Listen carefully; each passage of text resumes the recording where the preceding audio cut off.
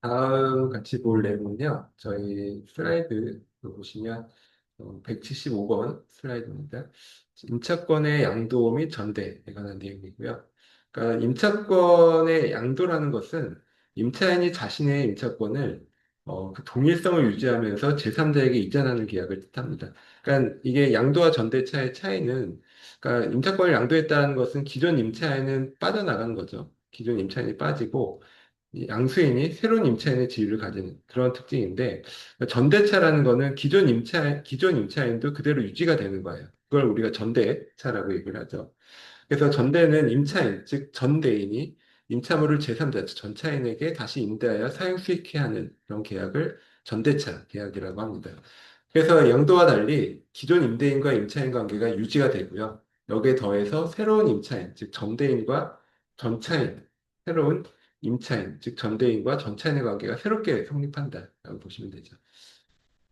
그리고 이거는 뭐 당연히 임대인의 동의가 있어야 되겠죠. 629조 1항에 보시면 임차인은 임대인의 동의 없이 그 권리를 양도하거나 전대하지 못한다라고 되어 있고요. 이를 위반할 때에는 임대인이 계약을 해지할 수가 있습니다. 당연히 그렇고요. 근데 632조를 보시면 임차인이 그 건물의 소부분을 타인에게 사용케 한 경우에는 임대인의 동의가 불요하고 이 경우에 임대인은 해지할 수 없다. 이렇게 되어 있어요. 그래서 사실 이게 좀 애매하죠. 소부분, 그럼 소부분이 어디 정도냐? 그러니까 좀 다툼이 생길 여지가 사실 없지 않아 있습니다. 근데 이런 것들은 결국 이제 구체적인 상황에서 법원에서 여러 가지 사정을 고려해서 판단을 할 것이고요. 그리고 이제 임대인의 그런 동의가 없는 양도나 전대, 이게 소위 말하는 무단 양도 전대인 거죠. 그럼 이럴 때 임대인의 동의가 없이 양도 계약을 했다거나 전대차 계약을 했을 때 이게 과연 무효냐 하면 그렇진 않아요. 우리가 계속 말씀드리듯이 타인 권리 매매나 우리가 앞 시간에서 본 타인 권리 임대차 이런 것도 다 유효한 계약이거든요. 그러니까 이 경우에도 역시 임대인의 동의가 없다 하더라도 그 계약 자체는 유효하다.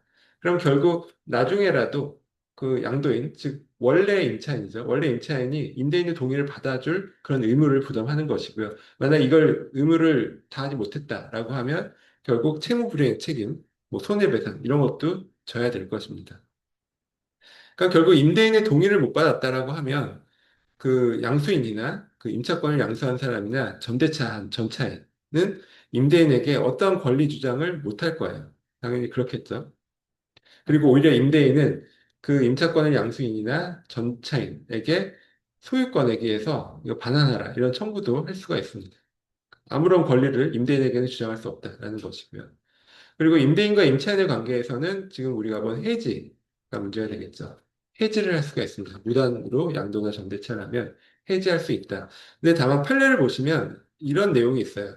근데 무단 양도나 전대차가 임대인에 대한 배신행위라고 인정될 수 없는 그런 특별한 사정이 있는 경우에는 해지할 수 없다. 이렇게 판시를 하고 있거든요. 그래서 그 내용이 그 구체적인 사안에서 이런 거였습니다.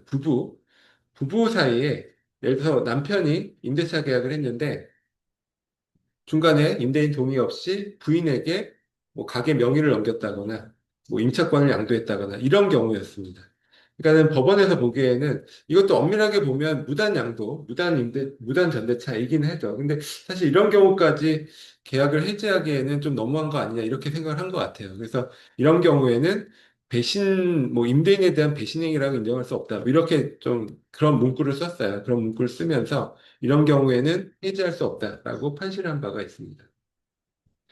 그래서 어쨌든 무단 양도 전대가 이루어져도 임대인이 해지를 할 수 있지만 해지를 할 수 있다는 얘기는 반대로 해지를 안 할 수도 있다는 뜻이거든요. 해지를 하지 않으면 여전히 원래 임대차 관계는 여전히 유지가 되는 것입니다. 그리고 임대인의 동의가 있는 양도나 전대는 당연히 적법한 양도이고 적법한 전대이죠.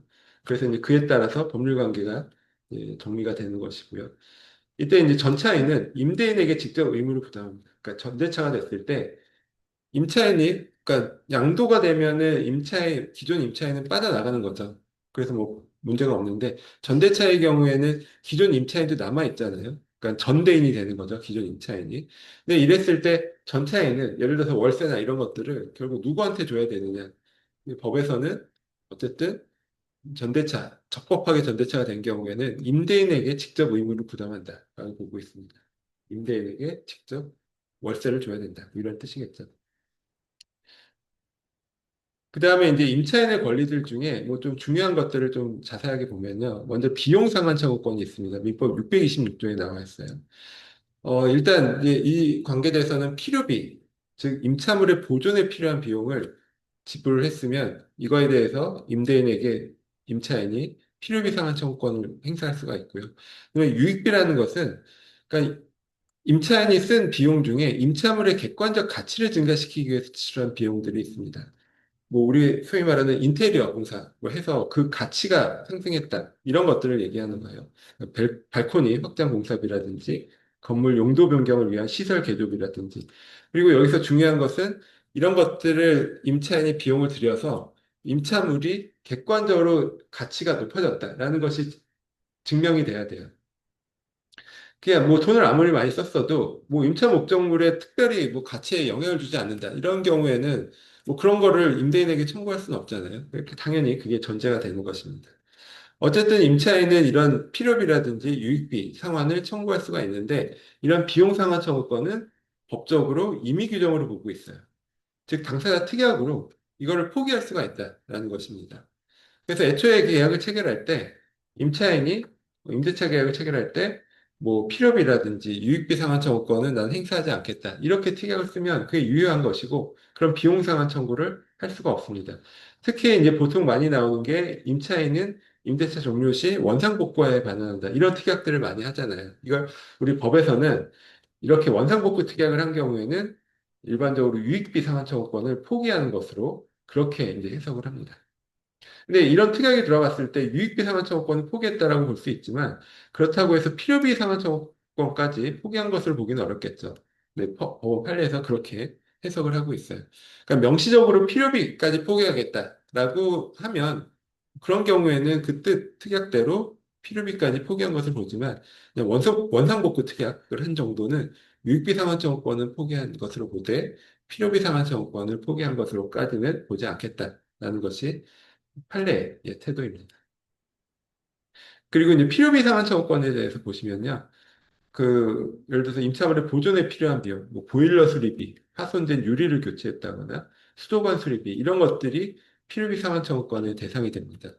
그래서 아까 얘기한 뭐 전구 교체, 이런 것들은 해당이 안 되겠죠. 그러니까 임차인이 스스로 부담해야 될 그런 수선 의무에 대해서 비용 지출했다고 해서 필요비 상환 청구할 수 있는 것이 아니고 임대인이 수선해야 될 의무를 지는 그런 범위 내에서는 만약에 임차인이 돈을 냈다 그러면 이거를 임대인에게 청구할 수 있다. 이런 개념이에요. 이걸 필요비 상환 청구라고 하고요. 그리고 이 청구 시기도 좀 중요한데 이 필요비는 임대차 존속 중에 지출 즉시 청구가 가능합니다. 그러니까 내가 돈 냈으면 보일러 수리하기 위해서 돈이 지출이 됐으면 아직 임대차 기간이 끝나지 않았다 하더라도 바로 청구할 수가 있어요. 반면 유익비 상한 청구권은 그 기간이 행사 기간이 임대차가 종료될 때만 행사할 수가 있습니다. 이게 차이점이죠. 그러니까 내가 유익비를 임대차 기간 중에 어떤 비용을 지출했다 하더라도 임대차 종료되기 전까지는 청구할 수 없다라는 뜻이에요. 임대차가 종료한 다음에 유익비 상환을 청구할 수가 있고 또 그 가액의 증가가 현존해야 청구할 수가 있습니다. 그러니까 가치를 그만큼 높여놨을 때에만 유익비 상환을 청구할 수 있다는 것입니다. 그리고 이때 청구하는 금액의 범위는 임차인이 지출한 금액 또는 그 가액 증가액. 그러니까 그 인테리어를 해서 가치가 높여졌다 그러면 뭐 감정평가나 이런 걸 통해서 구체적으로 뭐 1,000만 원이 증가했는지, 2,000만 원이 증가했는지 이런 것들을 따져봐야겠죠. 그래서 이제 실제 임차인이 낸 금액과 그 가치를 올려놓은 금액 중에 임대인이 선택해서 상환을 합니다. 이게 재밌죠? 임차인의 선택이 아니라 임대인의 선택입니다. 그래서 이게 이제 중개사 시험 지문에 굉장히 많이 나오잖아요. 그러니까 임차인의 선택에 따라 상환한다. 이러면은 틀린 지문이 됩니다. 결국 임대인이 선택한다는 것은 둘 중에서 뭐 낮은 금액을 선택을 하겠죠. 그렇게 해서 이제 상환하도록 그렇게 법에 나와 있어요. 그리고 법원의 이제 상환 기간의 허여라는 것은 이제 유예한다는 뜻이거든요. 그러니까 이게 원래 청구를 하면 바로 유익비를 상환을 해야 되는데 법원에서 이거를 일정 기간을 유예해 줄 수가 있습니다.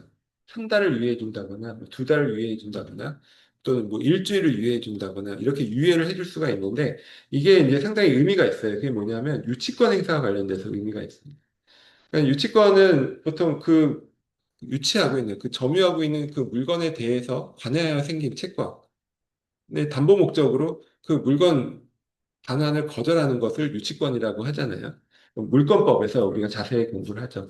근데 유치권을 행사하기 위한 가장 중요한 조건 중에 하나가 뭐냐면 그 담보되는 피담보 채권이 변제기에 있어야 합니다.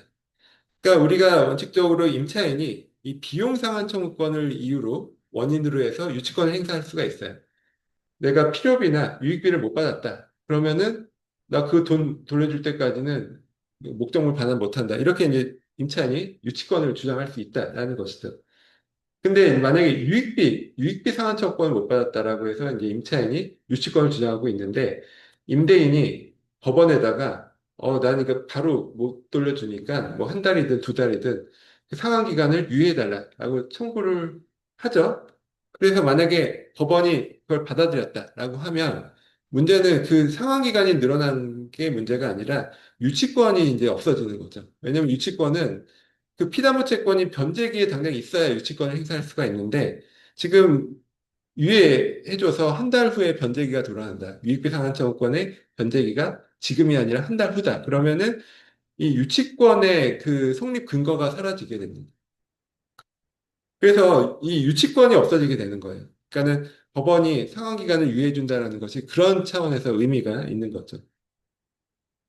그래서 원칙적으로 비용상환청구권은 임차물에 관하여 생긴 채권이므로 유치권 성립이 가능하지만 다만 법원이 상환기간을 유예해줘서 변제기가 아직 도래하지 않은 것으로 본다라면 유치권을 행사할 수가 없습니다.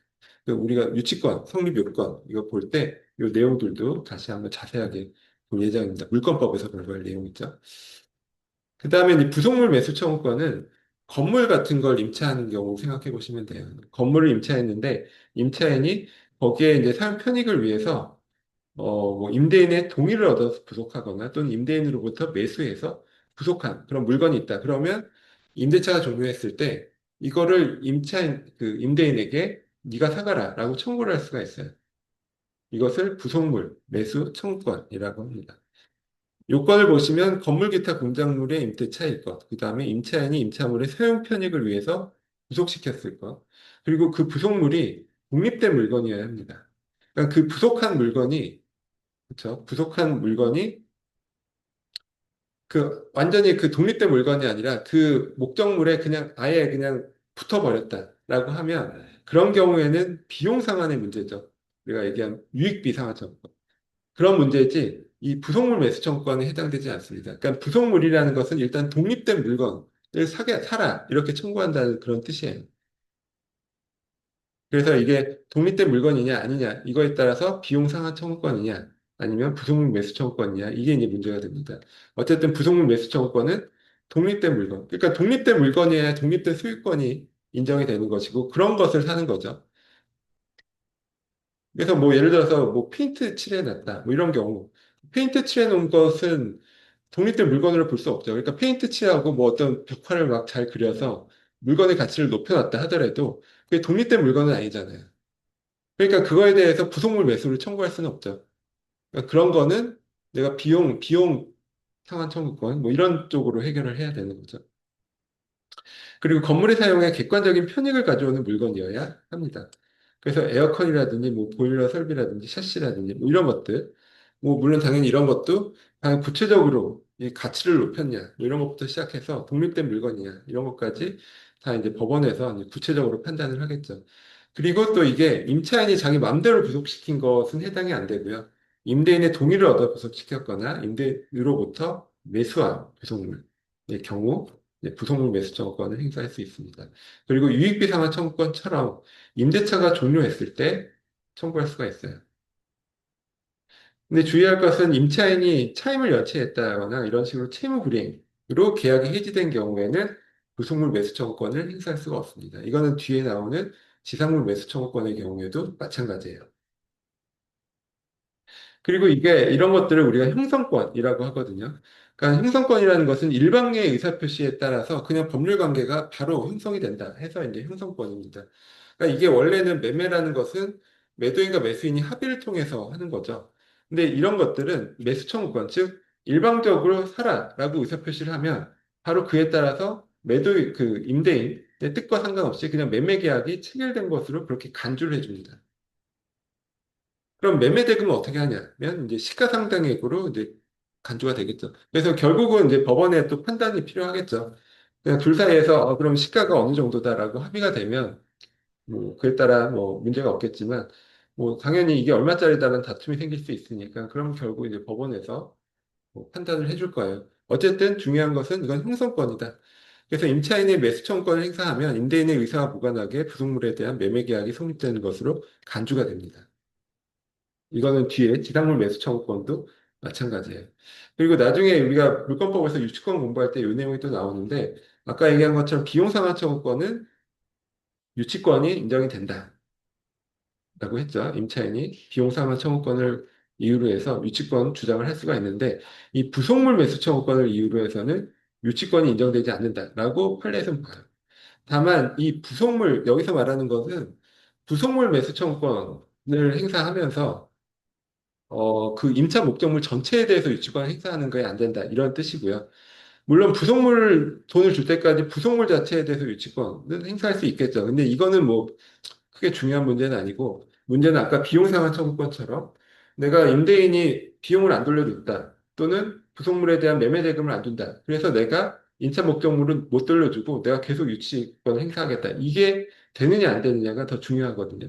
근데 아까 얘기한 것처럼 비용 상환 청구권은 그게 가능하다. 유치권 행사가 가능한데 부속물 매수 청구권은 부속물 지금 매매 대금 안 준다는 이유로 임차 건물 전체에 대해서 유치권을 행사하면서 못 돌려주고 뭐 이런 거는 안 된다는 거죠. 그렇게 판례에서 보고 있습니다. 그다음에 지상물 매수 청구권은 이번에는 토지에 관한 거예요.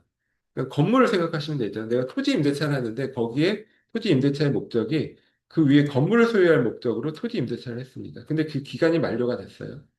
그리고 그 건물은 멀쩡히 남아 있는 거죠. 그럼 이때, 그럼 내가 그냥 토지 임대차 만료됐으니까 그냥 손 털고 나가야 되냐 하면 그렇지는 않고요.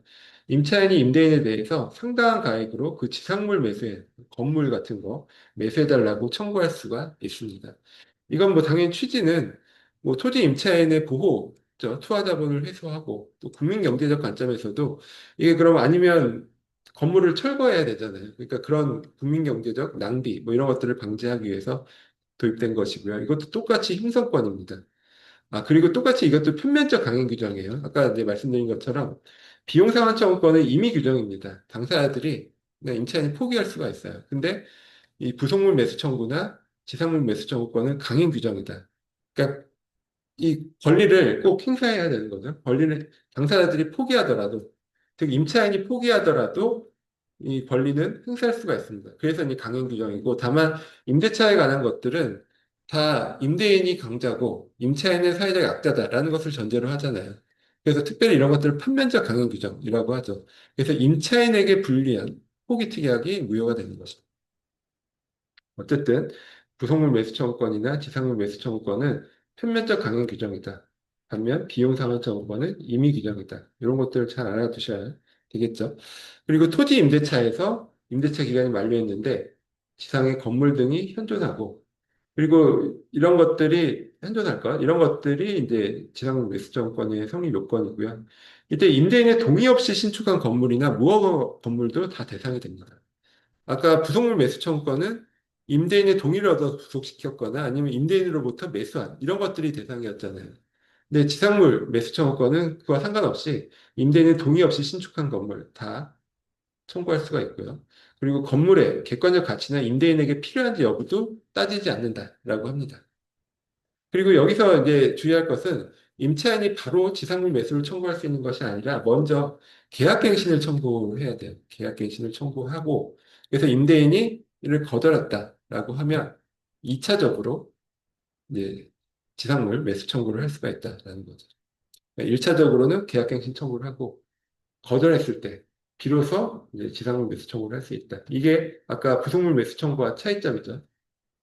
그래서 그런 차이점들, 비용 상한 청구권, 뭐 부속물 매수 청구권, 지상물 매수 청구권 이런 임차인의 권리들의 차이점 이런 것들이 이제 중개사 시험에 굉장히 자주 많이 나오는 그런 내용들입니다. 그리고 이제 나머지는 부속물 매수 청구권과 똑같죠. 즉 임차인이 채무불이익으로 계약이 해지된 경우에는 행사할 수 없다. 또 이 효과는 매수 청구권을 행사하면 똑같이 형성권이니까 매수 청구권을 행사하면 임대인의 의사와 무관하게 지상물에 대한 매매 계약이 성립한 것으로 간주하고 이때 매매 대금도 시가상당액으로 그냥 간주가 됩니다. 이제 이렇게 한번 보시고 이런 내용들은 우리 이제 주택임대차보호법이나 상가임대차보호법에 특별히 이런 내용들이 따로 별도로 다르게 나오진 않거든요. 그러니까 이 내용들은 똑같이 적용된다라고 보시면 돼요. 그리고 임대차의 종료 보시면요. 뭐 이건 기간이 만료되면 당연히 종료를 할 것이고요. 뭐 해지 통고라는 것이 있습니다. 즉 임대차 기간을 약정하지 않고 임대차를 한 경우에는 양쪽에서 임대인이든 임차인이든 언제든지 해지 통고가 가능한데 이때 해지 통고는 알리면 바로 효력이 발생하는 것이 아니라 임대인의 경우에는 통고 시 6개월 그리고 임차인이 통고했을 때는 1개월 후에 그때 이후에 해지의 효력이 발생합니다.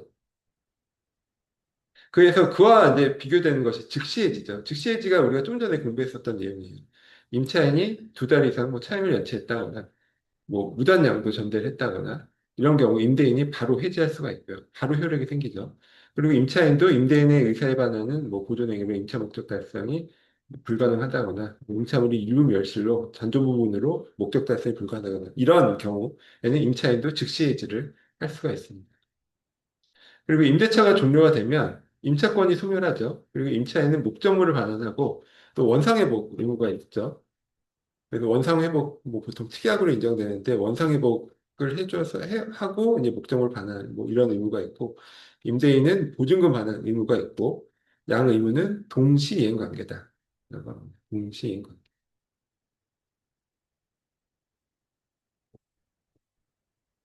뭐 그런 내용들 한번 가볍게 한번 보시면 될 것 같아요. 그래서 이제 다음 주에는 저희가 수시 시험 기간이거든요. 그래서 이제 수시 시험은 뭐 제가 다음 주에 오시면 그 문제를 그 수시험 예상 문제를 그때 같이 풀어볼 거예요. 그리고 이제 그 답도 같이 말씀을 드리고 그거대로 그 이후에 이제 시험지 나눠드리면 그 내용 그대로 쓰시면 됩니다. 그래서 크게 이제 부담은 안 가셔도 될 거고요. 그리고 다음 주 지나면 한 3주간 수업이 또 남았거든요. 그때 이제 주택임대차보호법과 상가임대차보호법 관련된 내용을 하고, 그리고 이제 그 끝나면 이제 기말고사를 보는데, 기말고사는 우리 이제 한 학기 동안 배운 내용, 이제 전체적인 내용 사례형으로 출제가 됩니다. 그래서 이제 좀, 그거는 이제 그때쯤 돼서 한번 다시, 한번 기말고사 관련돼서 다시 한번 말씀을 드릴게요.